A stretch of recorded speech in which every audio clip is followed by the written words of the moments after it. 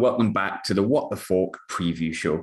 Sunderland made it 2 wins and 3 last night as super sub Luke O'Nien made his long-awaited return to rescue an otherwise dire match for the Black Cats. And whilst a playoff place is still far from solidified, there's a ton of work to go into it. Saturday's home game against bottom of the league Crewe Alexandra is a massive opportunity to put 3 points next to our name. Now, before I introduce my guests, as I'm sure you know, I always bring an opposition guest. I just want to get serious for a minute and thank everyone for the well wishes and the support over the past week after what's obviously been a really scary health moment for myself. Difficult to describe the emotion of the past week, I suppose, but I just want to basically reiterate a huge thank you to everyone again and advise you that male, female or other, if you're listening right now, just have a check of your bits, make sure all's good, because without being too serious, it might save your life. Anyway, enough of the serious bollocks. We do have a review show to get on with, and then most importantly, the game on Saturday. To help preview the game on Saturday is someone who I've wanted on for ages, but we've been playing Crewe midweek for like a long time, Steve, from the excellent Crewe podcast, the Railwayman Podcast. Steve, how are you doing, mate? You all right? Yeah, not too bad, thank you. Yourself? Yeah, apart from the obvious, which was stated in the intro. But yes, mate, in a football sense, I think it might have been the worst 81 minutes I've ever seen in my life, followed by a pretty decent 9 minutes that followed it. But I think there's a lot to dig through, not just with Sunderland, with Crewe especially. But we'll start from the top as we always do. I think a second 3-1 defeat in 4 days for yourself, this time against Portsmouth at home. In short, how would you sum up the performance, Steve? Same as we've seen before. Capitulation. A little bit of spirit, a little bit of fight. I mean, to be fair, I think we couldn't argue mostly with the commitment of the players. The quality isn't there. And yeah, we had a few chances and played some nice football. But when the game was dead and buried, to be fair, when Pompey were probably coasting back in first gear, just utter lack of any kind of quality really in the final third is one of our major undoings right now. Yeah, it certainly seems so. And I think, ultimately, I think that defeat means, correct me if I'm wrong here, but 9 defeats on the past 10. You've got 1 win in that 10. It leaves you about, I think it's 8 points adrift to safety. I might be asking a really stupid question here, but for the sake of the podcast, how is the mood in the fan base at the minute? I think it's quite divided. I think it's split in that many want David Artell to stay and recognise that he's made errors this season. He's made some very, very clear errors, but he's also been beset by lots of misfortune, a massive injury crisis. So it's split, but I think everyone is just really worn down by this run of defeats. I think the atmosphere was I wasn't at the game last night, but I watched it on the stream. It was a very low attendance from our fans. The atmosphere was like a morgue on 3 sides of the ground. I think everyone is worn down and is just sort of stuck in the same routine of going a goal down and then just shrugging the shoulders and expecting another defeat. And then that occasionally results in some infighting and some disagreements between fans, some who want Dave to stay and some who want him to go. And they make the point that quite rightly at any other club, 9 defeats in 10 games, and let's be honest, there's been another 20 odd games before that where things have been pretty miserable. He would have got the boot. But some people take pleasure in the fact that we're a bit different from other clubs, and some are saying actually it just shows an utter lack of ambition. And I think we are a bit of a divided fan base at present. I think, see, for me, the worst kind of atmosphere for a football club, and I can only really speak from Sunderland's fan base, is that feeling of apathy. But I think technically the worst in terms of the way it wears you down is a divided fan base. And Sunderland have had that many times. We've probably still got a little bit of it now, maybe not as bad as it has been in the past. I hope people don't mind me saying that. Again, it's just my opinion. But I think the divided fan base does really grind you down because it's kind of, I don't know if this is a good analogy or not, but it sometimes feels like that kind of relationship and the divorce just at the end, doesn't it? And you're thinking, all we're doing is arguing. I love you, so I'm going to continue having this conversation, but God, I just want to go to bed. Yeah. I think toxic is a word that was, and I think the toxicity reached its kind of peak at Accrington. when we crumbled 4-1, and there was all sorts of unpleasant scenes then. I think since then the commitment of the players has probably improved, but the mood of the fan base is still very, very divided. And a shameless plug, we've got a Railwayman podcast interview with David Artell coming out on Thursday this week, and I'll be very interested to see the reaction that gets from the fan base. Maybe it'll divide further, maybe it'll placate some, who knows. Let's see what the feedback is. It's funny, I was going to come on to that, because obviously at the time of speaking, it hasn't been released. I think it's released in the morning, which will be Thursday morning. And I seen it today, just sort of scrolling too, because obviously, like most guests, we speak on a regular basis, Steve, but I haven't listened to it yet. But for those listening to it, obviously listening to this, it'll be available by now, because this will be going out at the same sort of time. But you had obviously the chance to speak with David Artell on your own podcast this week, and considering the run that you bottom adrift and you're a fan podcast, I'm not going to lie, I found it remarkable yet massively impressive that A, you pulled it off, and B, that he would want to speak to the fan base when, as you said, it's obviously got fractions in it at the minute. As it is, I haven't listened to it yet, but the sheer fact that he did it does sort of tell me that he has some sort of rapport with the fans and there's still some love intact some way. Is the feeling swaying more towards Artell staying or against it, or is it literally 50-50? I think it's genuinely 50-50. I do. Yeah, I think it is split right down the middle. And I think even those who want him to stay will say, look, he has made some massive errors this year, and recruitment has been dreadful, and there's been some bizarre tactical decisions that sometimes look like someone just throwing everything at the wall and seeing what stuck. But there is a feeling that, and my personal opinion is, I want him to stay. I think he's been dealt some horrendous misfortune and ill luck, and things went against him right from the off. And the players we lost last year. But I do think it's 50-50. I think I saw someone did a poll on Twitter a while back, and it was really close. I couldn't tell you one way or the other. It's right down the middle, which probably leads to that tension between the supporters. Sounds like Scottish independence almost a few years ago. That does. Yeah. Some people won't appreciate me saying that, the Scottish listeners. In terms of the podcast itself, without giving away any spoilers, I was kind of curious how, I'm guessing you've listened to it. I was not part of the team. I'm aware of some things that were discussed, and I added a few questions, but I haven't listened to it yet, so I don't really know how it unfolds. Without giving away anything too much, what's the feeling amongst the people who did it, that it was worth doing, or it's going to be quite an expose, shall we say, and there's going to be people going to have further questions? I think the feeling is that they were measured, they were fair, they didn't give him like a verbal going over, but there were some questions there that people have wanted answers about formations and decisions and transfers. Interesting. I actually am really curious to listen to it. And obviously by the time people are listening to it now, you can listen to it. And since we're playing you on Saturday, I'd suggest people do. But with Crewe, you've alluded to one or two things. I listened back to, for a short period of time, I did the Third Tier podcast with Tom and Matt, and we were discussing where we thought players and teams would feature. And listening back, none of us had Crewe that far near the bottom, certainly not adrift. And it's a weird one, because yes, you were promoted a couple of years back, like not last season was your first season back in League One, but you finished 11th last season. It's not exactly like you've had one of those Sheffield United seasons where you were like 6th to points. You've solidified yourself. Your next season, if you finish 15th, 16th, fair enough. But where did this start going wrong? Because it felt like from the first week, Crewe were in a relegation battle, if I'm honest.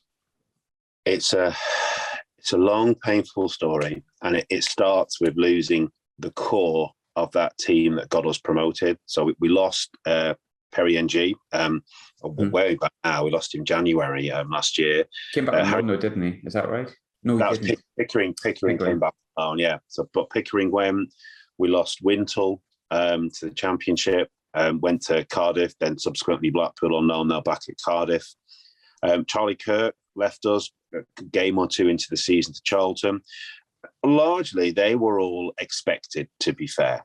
But then Owen Dale, who'd been one of our most improved players last season, kind of threw his toys out of the pram and agitated for a move. And there was clearly something going on behind the scenes. And then he got his move initially on loan to Blackpool, so we lost him. And he was someone we had high hopes for this year. Tom Lowry, who arguably is our most significant and creative midfielder, had a contract dispute with the manager and then didn't really start a game until late October. He was out in the cold, didn't start. And then we signed a lad from Scotland, Aberdeen, centre-half, Tommy Hoban. Yes. We need an experienced centre-half. And then 3 days before the start of the season, he retires from professional football. Like that. Sean McDonald, who we'd signed, I believe, from Rotherham, who was the experienced midfielder we felt we needed to replace Ryan Wintle. 4 games in, he retires from professional football. So suddenly our recruitment is blown apart. And I think that Artell was scrambling around trying to find out who he could get his hands on. He brought in Terrell Thomas from AFC Wimbledon, who is clearly a very, very talented footballer. But quite frankly, he just could not be asked, and he was not up for it. And he left. We cancelled his contract in January and he went. And we've been playing 17-year-old scholars in the centre of defence because we're that short of experience in there. So everything went wrong from the off. And to me, they're the factors that I think make it a bit of a mitigating season for Dave, in that things went wrong right from the off. And we have had injury upon injury upon injury since then. And I know all the teams get injuries, but it just feels when you're at the bottom, they just pile up.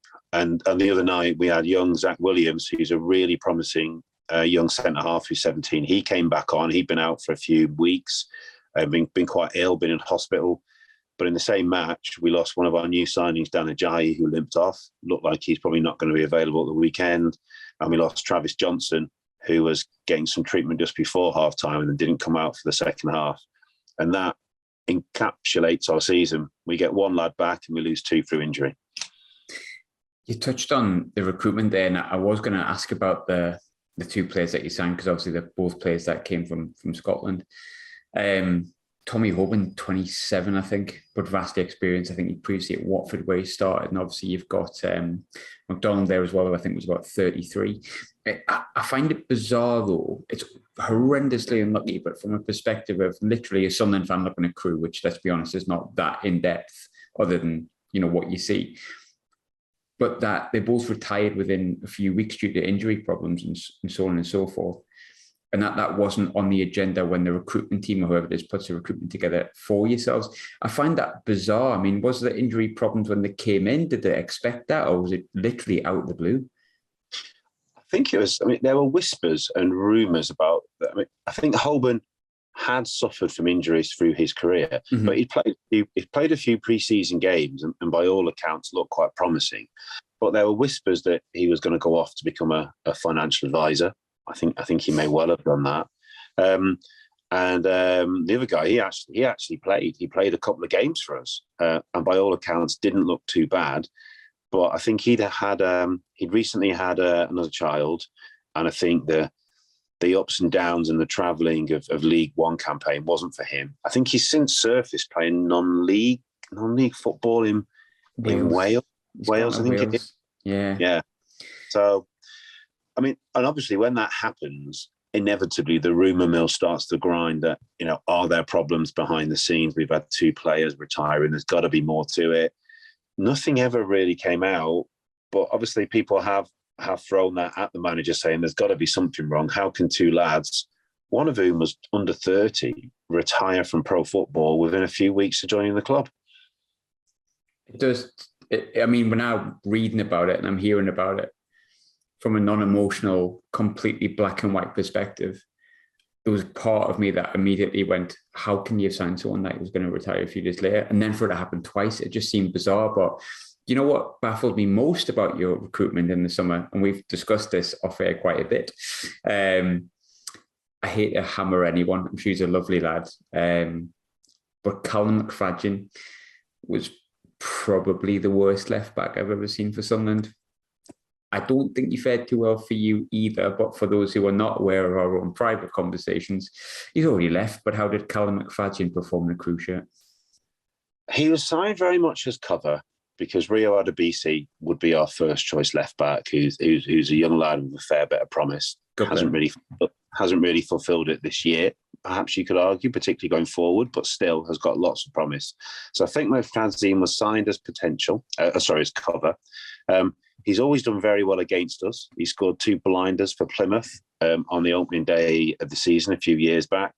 And I could see the thinking, because to be fair to him, he could clearly deliver a decent ball.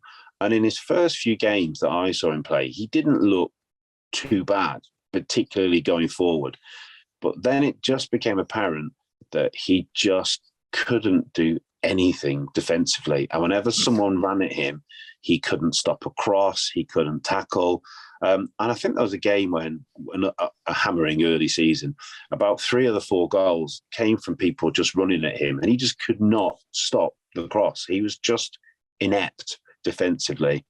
And he kind of disappeared for a little bit.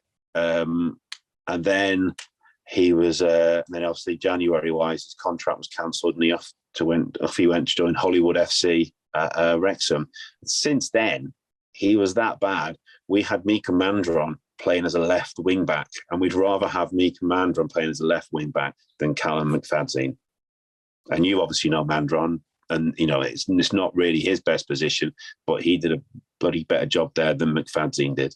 I was trying to hold my laugh in so it didn't come across on the recording there, but you were discussing McFadden, and the things you said just made me feel like last year he just can't defend, bless him. And obviously Parkinson brought him in at Sunderland, and Parkinson's took him to, as you said, Hollywood FC, which baffles my mind that Phil Parkinson and Callum McFadden are just kicking about with the So Was Sunny in Philadelphia characters. But that's by the by, that is the world of football and the crazy world that it is.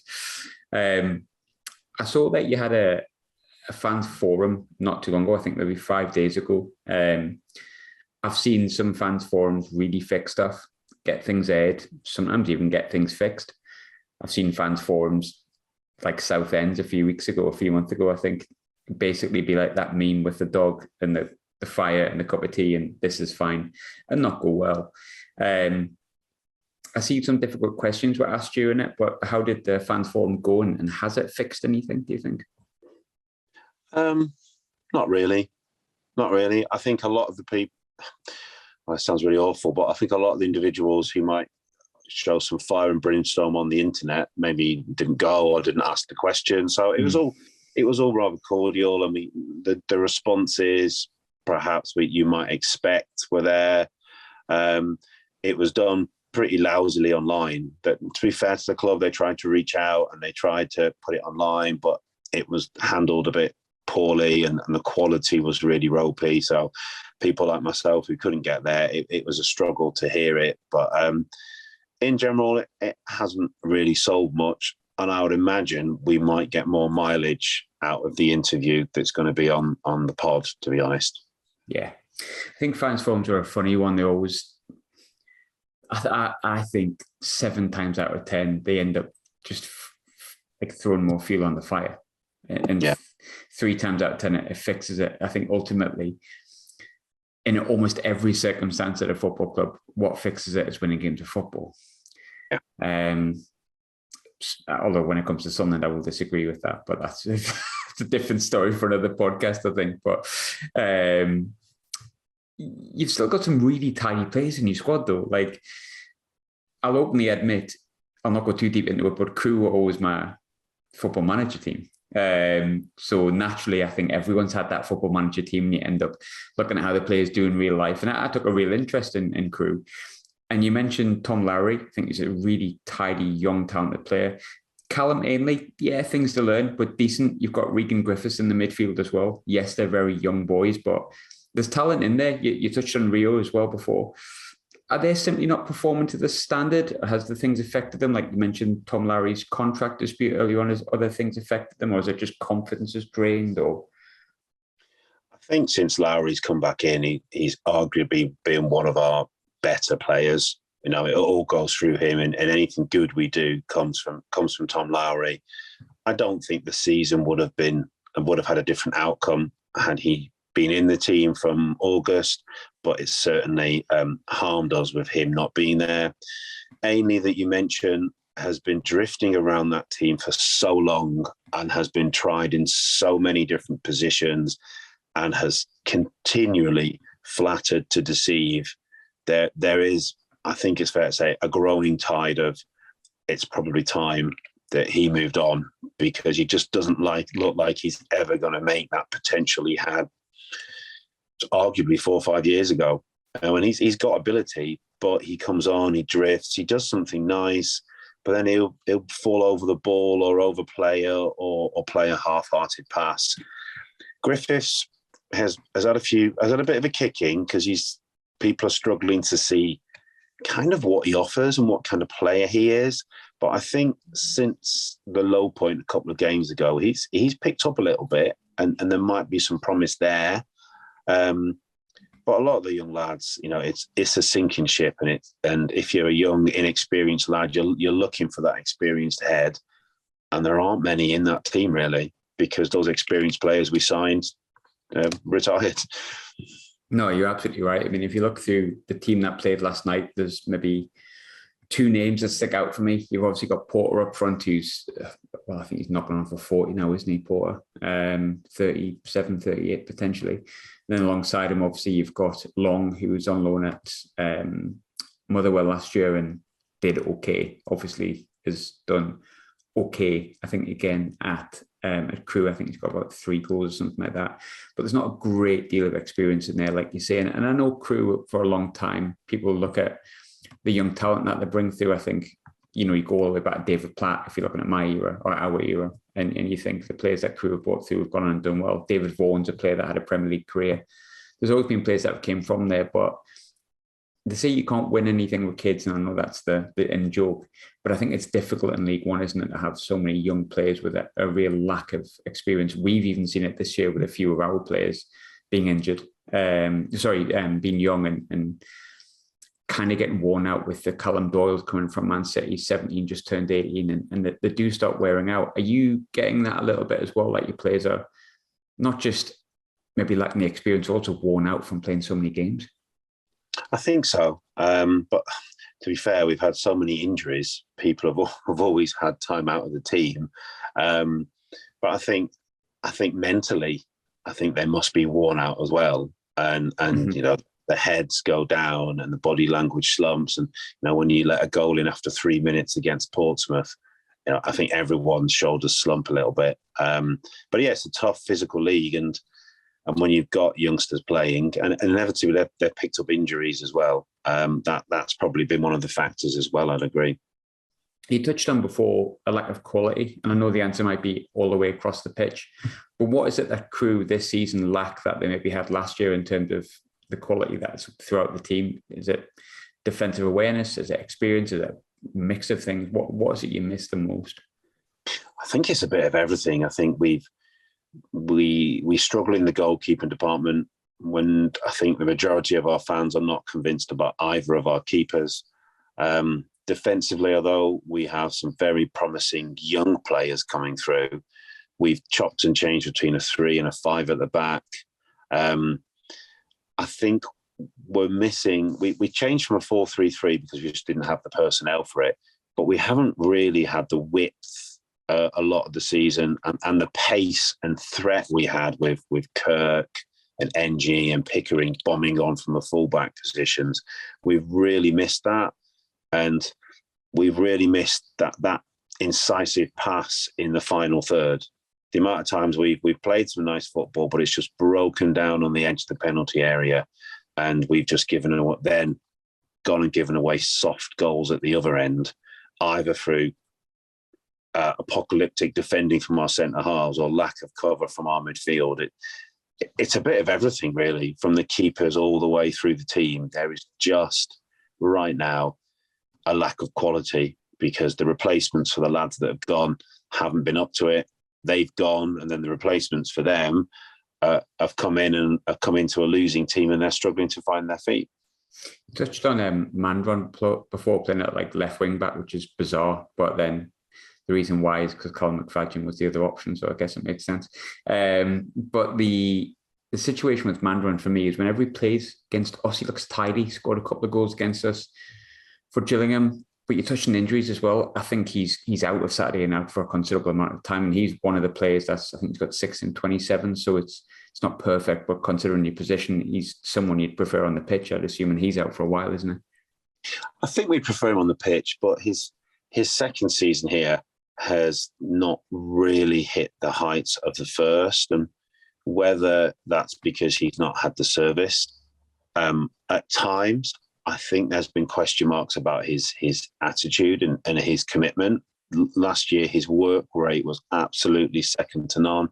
This year, I don't think it's quite been there. At times, it seems like his heart hasn't been in it. And he's been shunted around the pitch. You know, he's played wide in a 4-3-3. He's played wing back. But he hasn't really recaptured the form that he had last year. Last year, when he signed, we were all really, really impressed, and we thought, actually, this is a real upgrade on Chris Porter, who'd been a brilliant servant to the club. But this year, Porter's played probably far more than we would have thought, because Mandron hasn't really recaptured that form from last year. It's a real shame for him, because he's had a strange career, and it looked like he'd started to settle at Gillingham, and it looked like he started to settle at Crewe, and it looks like similar patterns kind of emerging there, and he's hitting 27 now, 27, 28, which should realistically be any player's prime, especially for your centre forward. But obviously, I watched the game when we played last time. I think from our side, we've got to be confident going in. However, I said the same about Doncaster. The opposition fan I had on the show, Adam, said he predicted 7-0 to Sunderland. That's how underconfident he was. And I predicted 5-0. That's how confident I was. Lo and behold, Doncaster beat us 2-1. So if Crewe are to win against Sunderland on Saturday, who are going to be the players that do it for you? You mentioned him earlier. Chris Long, I think, has been one of the highlights of the season. And when we go down, it's really important we keep him, because I think he could score a lot of goals in League Two. He's a threat. He's definitely a threat. Lowry, we've already mentioned. Dan Ajayi's looked quite lively since we signed him from Oxford, but as I mentioned earlier, he limped off the other night, and it didn't. I don't really know the exact details of the injury, but it didn't look like he might be playing at the weekend, to be honest, the way he went off. So I would say Chris Long and Lowry will be the two danger men, really. I think we struggle to score goals from anywhere else. I mean, Porter will get on the end of a cross in the 6-yard box. You know, he's an experienced, wily old pro. But attacking outlets and options, that would be it for me, really. Cue the 1-0 defeat for Sunderland. Like I said, we played you earlier in the season at your place, and we were in a really good position. We were in a really good run of form. Months later, obviously, another manager's gone. Alex Neil's came in. And truth be told, yes, we're unbeaten in 4, we've won 2 of the last 3, but we're battling to stay in a playoff place at the minute, which is really disappointing from where we were last time we played you, for example. From the outside looking in, I always find Sunderland quite an interesting club to look at. But me being so emotionally involved, it's difficult for me to have anything other than just frustration or elation. And it goes the same with every football club. So from your side looking in, Steve, what do you make of Sunderland this season as a team and also as a club? One thing that I think is quite interesting is obviously you've got Alex Neil as a manager, and I'm not sure if you knew, but he came on board with David Artell for a short period and kind of spent a bit of time with the club. So I think they know each other quite well. They're quite good friends. And he spent, I'm not sure exactly how long, but he was an advisor and he was a different voice and he tried to give some input. He didn't really change anything, but it's quite interesting that, not that Sunderland need it, but you have got someone who's maybe got a bit of insight into I was going to say strengths, but the weaknesses of the Crewe team.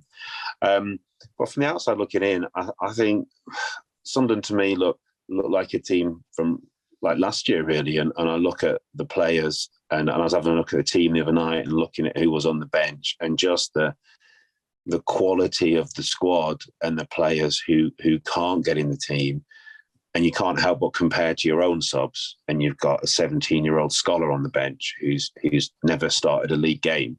And I look and I think Jermaine Defoe was on the bench the other night, who obviously is a bit long in the tooth, but we know from Chris Porter that know-how and that experience, and he's obviously played at a far higher level than Chris Porter ever has. I look at players like Pritchard and Stewart and think, they're light years away from the kind of players that we could afford to buy or to pay wages to. So it's always, I think there's going to be a big following going up there, because I think a lot of fans are resigned to the fact that one way or another, it could be a long while before we play Sunderland again. It's funny you mentioned to be a big following. I managed to count the amount of Fleetwood fans yesterday. I said 38, but apparently there was 42. Fair play to those 42, I say. Well done to them. It's the ones that didn't turn up, but a very small attendance. It was quite weird. It's funny you touched on Alex Neil there. I actually had no idea about that. And I never, ever do this. I never Googled you and I'd run the Wikipedia. But when you mentioned it, I thought I've kind of got to. And that's really recent. It was November, just gone. So this season. And there's even conversations about when Gerrard went from Rangers. Obviously, he was linked to the Rangers job. Artell saying that he wasn't surprised, and that he said it's been invaluable to be able to pick Alex Neil's brain. But it would be fair to say whatever advice Alex Neil gave, it hasn't really worked, has it? No, it's not really worked that much. And again, I don't really think Sunderland need any inside info about how they may go about beating us at the weekend. But they've got someone who's been there and knows the players and knows the weaknesses, although they're fairly apparent, to be honest. It's funny you mentioned Sunderland and the players we've got, and kind of when I write them down, I think, God, why are we not pushing higher up? I mean, we're currently fifth at the time of speaking. Obviously, I think it's going to be difficult for playoffs, because not just do you need to win them, we need to get in them. And there's a few teams below us that are on 1 game in hand, 2 games in hand. And yes, they've got to win it. But, the truth is, if they win their games, we're at the playoffs, which is really disappointing for Sunderland. And I certainly don't want to be negative about the fact that we're unbeaten in 4 and we've just won. But sometimes I feel it's like an inevitability with Sunderland. From the inside looking in, though, from the outside looking in, though, do you think the chance of us going up through the playoffs, we should still be massively confident based on the players and the team and the manager we have? I think so. I think there is a gap, though. I look at the teams that I've seen this season that have really impressed me have been Oxford, Plymouth. Plymouth looked really good, really pacey, really threatening when they played us. Sunderland looked really good when you dismantled us at home. Ironically, I wasn't really that taken with Wigan. I don't think they looked that great against us. Rotherham looked really a good side. But I think you could be confident that with the players you've got, I think getting into those playoffs, it's about the run and it's about that momentum that takes you into the playoffs. Or conversely, I've got this theory that the team that sometimes just scrapes into the playoffs and is glad to be there, they're often the team that can blindside other people because they feel, no pressure, they scraped in there. So I think you want to be one of those two teams, really, the team that flies into those playoffs with loads of momentum or just staggers across the finish line.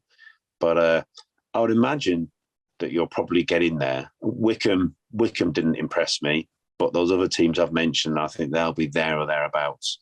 Yeah, me too. I think Plymouth have responded well to losing the manager as well, which I thought might have fallen off a lot. I know they have fallen off from first in the league, but I never expected them to continue with that, shall we say. I never expected them to be top of the league come this time. No offence, Plymouth, but they've steadied the ship, shall we say, I think is the word. But fingers crossed, we've got games coming up that we can win, hopefully beginning on Saturday.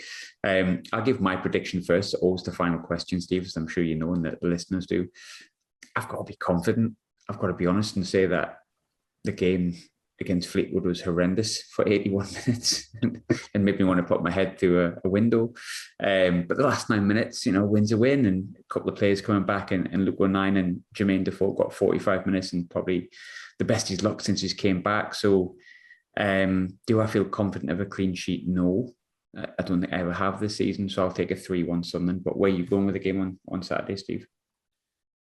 I think I think actually we've restored some belief. There's a bit more fight in the team, so the process that we had a little run of losing quite heavily, like we lost 4-1, 4-1 back to back. I think it'll probably 2-0 to Sunderland. I don't think we'll score, and I don't think we would concede a load. I think we're kind of hopefully beyond that stage, but I can't see us threatening the goal. So 2 or 3-0, but I'm going to be optimistic and go 2-0. I'll take either. I'm happy with either.